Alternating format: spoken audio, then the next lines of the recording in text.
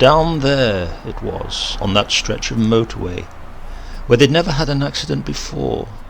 So they told me afterwards, when they came with their questions and tried to discover what had gone wrong. I think at first they had imagined I'd done it deliberately. Twisted the wheel, slewed across 3 lanes of traffic, skidded along the hard shoulder. Well, you know what an accident's like.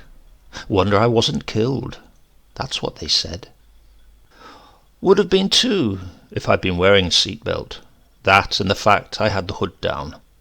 The impact of the car when it smashed through those 2 fences just lifted me right out of my seat, and I flew through the air like I'd been thrown by a horse.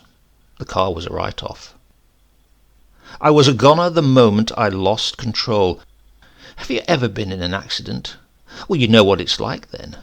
Oh, it was all there, all clear in my head. I took decisions. I battled with the wheel, but I knew that was it. This was the one with my number on it. It's like that. Every nerve end tingling, every instinct functioning. Click, click, click, click. But you know inside, Christ, this is it! I bought it this time! Then, when the car threw me, and I was in the air flying over that fence, it can't have been more than 3 or 4 yards. But oh God, that was a lifetime. No coherent thought, oh no, nothing like that. It was no longer a matter of, what can I do? Do something quick! But just a question mark. A big question mark. Surprise. Why? Then the thump. I wasn't dead, of course. That's obvious, or I wouldn't be here now. I wasn't even unconscious. Not what you'd call unconscious, lying there in the cow shit and thistles. Aware, I suppose, is the right word. I was aware what was going on, though I couldn't do much about it.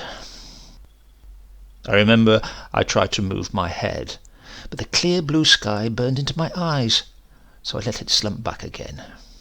I made no effort to get up or anything. Eventually, of course, they came for me. 2 men with a stretcher. It seemed no more than a couple of minutes, though afterwards they said I was in that field getting on for 3/4 of an hour. Apparently the ambulance had come from 10 miles away. They put me on the stretcher, these 2 men, with me trying to catch what they were saying, thinking I should answer. Maybe I did mumble something. I don't know. It was like the sort of uneasy sleep when you think you're lying awake, but really you're dreaming, and your mind's in that limbo between the 2. So you're not sure what's real anymore. But the pain was real, I can tell you that. The moment they started moving me, I felt it jaggedly shooting through my body, first when they lifted me on the stretcher, and then when they carried me across the field. They had strapped me down, of course, but I still rolled a bit to this side, a bit to that. As they took me over the uneven ground, I bit my teeth against each other to try and stop myself screaming. I still didn't know whether I screamed aloud. Inside I did, yes. I certainly screamed inside. But they didn't seem to hear. "Just put me down and leave me!" I wanted to shout. "Down on the ground! What the hell are you doing, lugging me around when I'm not in a fit state?" Then I must have passed out completely, because I don't remember the ambulance. That part of it's just blank. We've all got gaps in our lives, haven't we? We imagine things go on, con ourselves into thinking life's a long stream of experiences, sensations, some shit or other, but there must be blanks, moments of unconsciousness. We go to bed at night and long for them to come. I know I do. They asked me what caused the accident. Came to the hospital, 2 of them. One sat on the chair and took notes. The other stood at the foot of the bed. The sheets were white and very clean. The one sitting down had a grease stain on his uniform, on the tunic or jacket or whatever you call it, which began to worry me. I couldn't take my eyes off it in case he got too close and dirtied the bedclothes. They had to remain spotless. That was important to me. I was still pretty dopey, I suppose, I'd broken a collarbone, ribs, arm, and fractures in both legs. Not too serious, they said, the nurses. Soon have you patched up. And there was this young doctor in a white coat and glasses who came round twice a day, regular as clockwork. You'll be all right. Lucky escape. Anyone else, they'd have been dead. Too true, mate. 6 months later, about 3 miles up the road, a little green VX crushed between a Pantechnicon and an articulated lorry. No personal white bed sheets for him. I was telling you about the fuzz. No, these weren't fuzz. They were ordinary blokes doing a job. Country police, with wives and kids, the whole domestic bit. You could see it in their eyes, digging their gardens on their days off, ducking under the washing line. I've nothing against them. Then how do you explain the accident, Mr. Brack? Very official, the questioning. Kind of considerate. Yes, after all, the bloke's flat on his back in bed with multiple bruises, broken bones, so go gently. But keep it official. We might just have to book him. It's the uniform asking the questions, not the man. Right? How do you explain the accident? You're driving along, good weather conditions, not too much traffic. Would I be here now if there had been? No other car involved. And we've had a look at your vehicle. No obvious sign of any mechanical defect upon impact.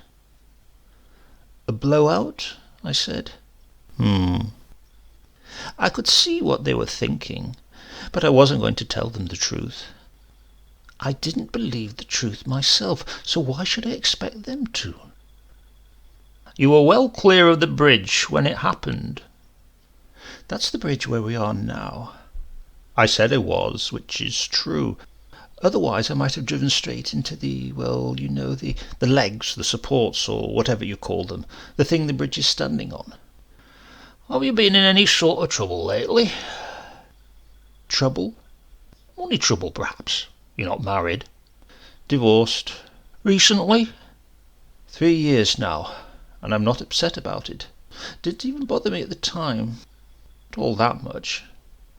It hasn't been preying on your mind, then? Look, I told him, even if it had, that's not going to burst a front tyre for me, is it? You could see him working on it as he sat there, adding up 2 and 2 and getting the wrong answer, because I hadn't given him everything, not the half of it. Yet what if I'd admitted I'd seen in the windscreen, suddenly, there in the windscreen, staring at me, a big, silly face, terrified? What if I told him I'd heard a voice, a small, thin, baby voice, like a 2-year-old child's, "Mama! Mama!" Ridiculous. So I played along with him. Do you have any difficulty paying your wife the maintenance money? What maintenance money? Look, she went straight from my bed into this other guy's. There's no maintenance. And you're bitter about it. She's moved on from him 12 times. She's that sort of girl. You don't get bitter about that sort of girl. Just take her while you can, and when she goes, you regret it, but... The one who was sitting down closed his notebook, put it in his pocket, returned the chair to its proper place, and then stood there looking down at me. I stared up at him the way you do when you're lying in bed and able to move. Then he told me what was on his mind. All 4 tyres on your car were flat, he said, taking his time over it. But from the skid marks on the road, I'd estimate that happened when you hit the fence, not before. I'm not saying you didn't have a blowout, but the evidence isn't as clear as it might be.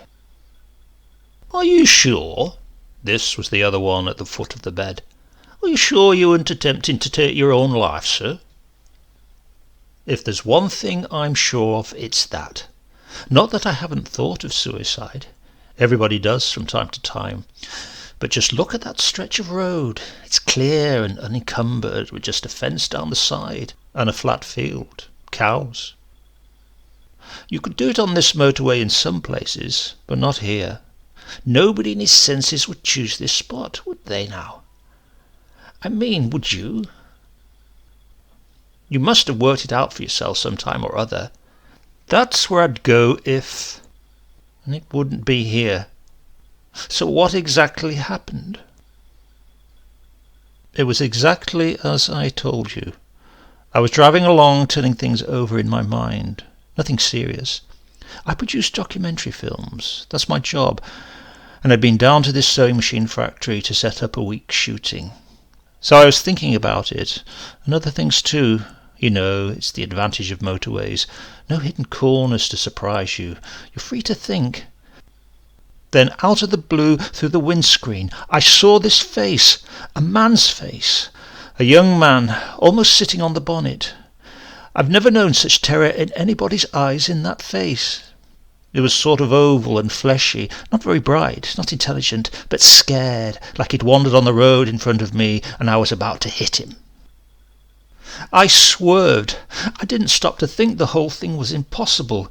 If he'd really been on the road, his face wouldn't have been so close to the windscreen. And if he'd been a grown man, solid flesh and blood, he wouldn't have spoken in that child's voice. "Mama," he said, "Mama," like a small child. I suppose somewhere in my mind I worked it out even while I was struggling to get the car straight again. But by that time it was too late. I ended up in hospital for a month. I never told the police. I don't know if you can understand that. For one thing, I was convinced they wouldn't believe me, and I think I was right there. At best, I'd be sent to a psychiatric ward. I hadn't been drinking either, so don't get that idea. If I told the police a story like that, their reaction would have been exactly like yours. He's either pulling our legs, or he's round the twist. Well, I'm neither. Because there was one thing in the back of my mind. Not at first, but in hospital, while I was lying there in that white bed with nothing else to do but stare at the ceiling, I'd read about something like this in a newspaper, and not all that long ago. I couldn't remember the details, of course, and to tell you the truth, I wasn't 100% convinced I hadn't made it all up. A hospital can do odd things to you. Those echoing noises somewhere out of reach, the brisk nurses, friendly, sulky, the doctors who may speak to you or may not, according to which side they got out of the bed that morning. It's an odd atmosphere. Then, if you haven't got the use of your limbs either, you're held there like some biological specimen, with only your mind free to wander. Which it does, too. But when I got out, I followed it up. The press cuttings library didn't seem to have all that much on road accidents, apart from the big multiple crashes and heavy stuff, statistical analysis, government policy statements, and so on.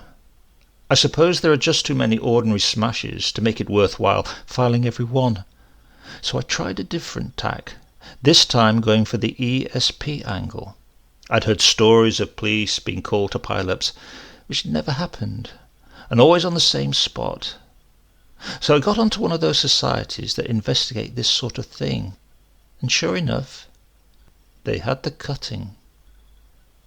It had been not 2 miles away from where I work, which explains how I'd remembered it. I must have seen it in the local paper, not in one of the nationals. A young woman had been crossing the road when a car suddenly swerved and hit her. She was killed and the driver was charged. As it happened, he got off, because all the witnesses agreed they'd seen the woman unexpectedly run forward shouting something, and he couldn't possibly have avoided her. But why did he swerve in the first place? This is where his story matched mine. He told the court a man had stepped right in front of the car, just not looking where he was going. The driver braked hard, trying to avoid him, and hit the woman. Yes, he'd also heard her shout a warning.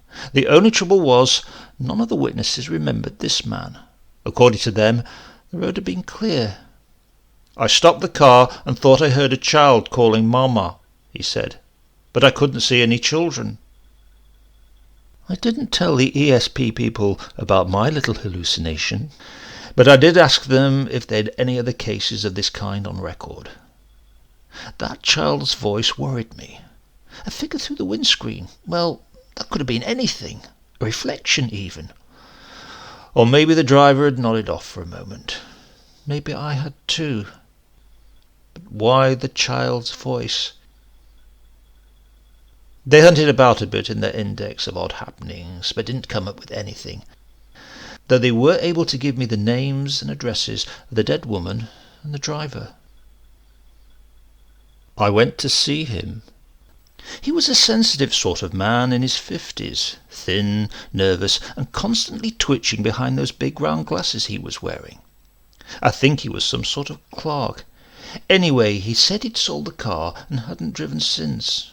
It takes some people that way. After a lot of persuasion, really working hard on him, I got him to describe what he'd seen. A big, round, smooth face it was, he told me.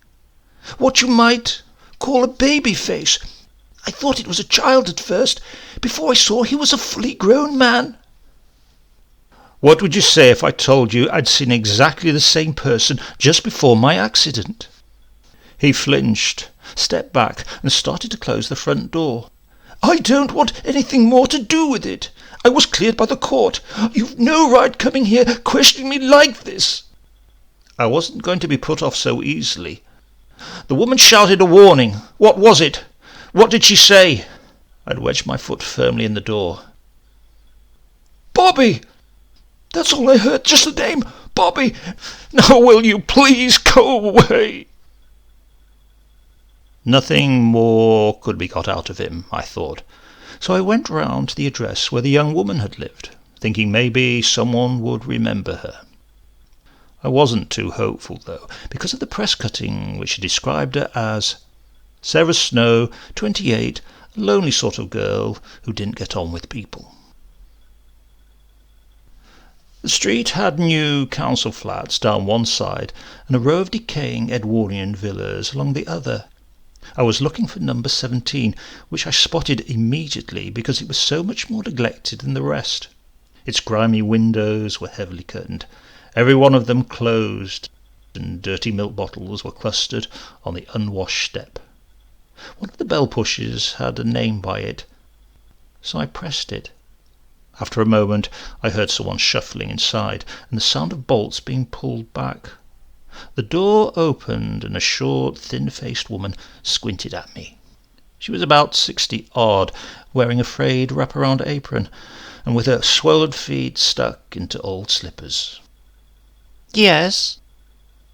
"Mrs. Robinson?" I asked, that being the name on the bell-push. She looked at me suspiciously for a moment, and then nodded. "Oh, it's about the flat, is it?" I didn't contradict. "You'd better come in, then." Well, it was as good a way as any to get her talking, so I played along with it and stepped past her into the stale air of that dark hallway. It was hard to see in the gloom, and I almost collided with a pram at the foot of the stairs as I stood aside to let her go up first. "It's on the top floor," she explained in a long-suffering voice, as though she was doing me a great favour. "You'll find it a bit on the cold side because it's been empty for some time, but it's not damp. Miss Snow would have complained if it'd been damp." "Miss Snow?" I played dumb. "Had the flat before you." She climbed the stairs slowly and painfully, holding on to the shaky banisters. The liner was worn and treacherous, a real death-trap, those stairs. I followed, thinking the flat could hardly be colder than the rest of the house. Outside it was a mild winter day, with pale sunshine. Inside, the chill seemed to ooze out of the very plaster and brickwork, and the accumulated smells of decades hung lifelessly in the air. At last we reached the shabby little 3-room flat at the top. The old woman was right.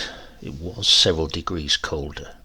She pulled back one of the curtains and let in just enough light for me to be able to see the faded brown wallpaper and junk-shop furniture. "It's a nice flat," she said. "Miss Snow always commented what a nice flat it was." Through the door I felt I could almost reach out and touch the memory of her. It was so intense. Killed in a motor accident. Oh, a lovely girl she was, really lovely. Though she had queer ways. I'll admit that. She was crossing the road, shopping. They never stop for you, these drivers. The old woman's squinting eye followed me as I walked through the flat, peering into cupboards and behind doors. In the wardrobe I found a couple of Sarah's dresses, straight and decent. A thick skirt, sort of tweedy, a pair of sensible shoes, and on the bedside table paperbacks, heartthrob stories, and a photograph. This her? Yes, she's nice looking. Carefully set hair, artificially waved. Glasses. The agency sent you, did they? That's right, I lied. I usually insist on a girl, but I don't mind a man this time. It's been empty, you see, since the accident. Meant to get rid of all that stuff, but somehow I don't like to. She sat down on the lumpy sofa. And of course there's Bobby. Bobby? A momentary fear twisted my stomach. You know, when you've had an accident, it leaves a mark. You keep telling yourself it won't happen again. Events don't repeat themselves, not like that. But who are you kidding? She called him Bobby. The old woman began to laugh. Just sat there laughing with her hands folded in her lap. She caught me talking to him as well. I quite slipped into the habit of it. But when I'm here by myself, well, it's company, isn't it? Who was he? Bobby? That depends. Depends on what? I wanted to scream at her, but I let it pass and waited for her to go on in her own time. She came home crying one night. I asked her what was the matter, made her a cup of tea, and she told me she was going to have a baby. Real upset she was. Thought I was going to turn her out, as if I'd do a thing like that. I mean, as long as she could afford the extra rent, she could stay there till doomsday for all I cared. I'm not one to cast a stone. Not that I wasn't surprised. I mean, she wasn't sort to go with men. But she got to know someone who'd kissed her and put his arm round her, maybe. Nothing more. I'd swear to that. And there she was imagining the worst had happened. Anyway, the upshot was she went to the doctor and he said she wasn't expecting at all, but she wouldn't believe him. Stubborn. Once she got an idea into her head, there was no talking to her. And she swelled up as well. It really looked like she was going to have a baby. The doctor did tests, examined her, had her at the hospital, but he still said she wasn't. So she stopped going to see him. A false pregnancy, he called it, but Miss Stowe would never accept that. She'd started it, and she was going through with it. Came home with a pram one day, and bit by bit she got all the things together. Then when it was due, she called me up here and... You delivered the baby? She squinted at me, smiling and shaking her head. I said you'd call me a silly old woman. Well, I've been through a lot in my time. Getting on for 70 I am. Of course I helped her. I couldn't exactly see the baby, not what you call see it, but when she took it in her arms and her face lit up with that big happy smile, I had to tell her it was lovely. I didn't have the heart to do otherwise. He was still there in that squalid little flat. I knew it in my bones as Mrs. Robinson talked on. But in what form? Sarah Snow had brought him into the world as a baby, fed him, bathed him, put him out in the pram, done all the things any woman does. Then she became afraid he might be stolen from the pram when she left it outside the supermarket. So it wasn't long before she imagined him old enough to walk and play. That way she could take him in with her. And one afternoon, a week or so later, she came back from the pictures, flushed with pleasure and excitement, explaining to Mrs. Robinson how nice it was to go out with her grown-up son, and how she was able to talk to him now he was so big. She believed in his existence so strongly, and the power of her imagination was so great, Mrs. Robinson also began to feel his warm presence in that cold morgue of a house, and welcome it. Baby, toddler, little boy, grown-up son. Bobby took on whatever shape was needed at the moment. He was all of them simultaneously. I can only make a guess at what happened on the day of the accident. There's no hard evidence. Thinking over everything Mrs. Robinson told me, I've arrived at a possible reconstruction. It frightened me a bit at first, though I've learned to accept it now. Sarah Snow had gone out to the shops, taking Bobby with her. He was probably a small boy, trotting along happily at her side and perhaps playing with a ball. The ball rolled into the road, and Bobby ran after it. Then his mother saw the oncoming car and dashed forward to try and save him. "Bobby!" She was killed, as we know, but Bobby survived. He was deprived, isolated, bewildered. A newborn baby, a child, a man. Which? Can you imagine what it must have been like for him, cut off from his mother by that monster machine? Perhaps he was only a projection, however intense, of Sarah Snow's mind. Yet that mind was no longer there. I was probably lost in thought, working all this out, and hadn't noticed Mrs. Robinson was standing up again. "That's given you something to think about," she was saying, and she seemed amused. "You haven't spoken a word for the last 5 minutes." I didn't know what to say. "I'm sorry, I'll go downstairs and put the kettle on. You'd like a cup of tea, I expect, and we can talk about the rent. Take your time looking round the flat." I hardly saw her go. Somewhere I felt he was waiting. I went into the bedroom, quietly. I didn't want to alarm him. "Bobby?"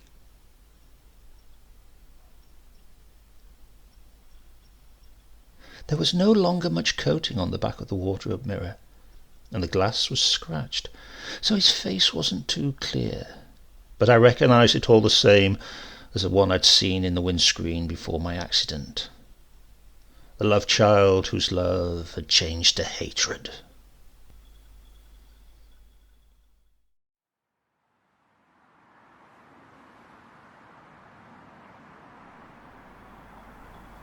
I often come up here to this bridge over the motorway where I can watch the traffic.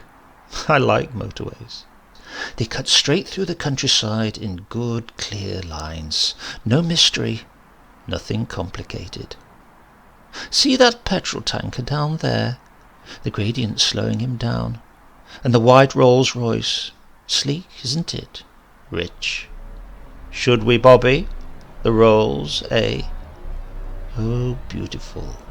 Right across the lanes of traffic and under the wheels of the tanker. Hear the crunch. And the van that ran into them from behind. There's more. Look, those 2 minis. Multiple crash, Bobby. It's a work of art this time. A real work of art. It's beautiful. Eh, Bobby?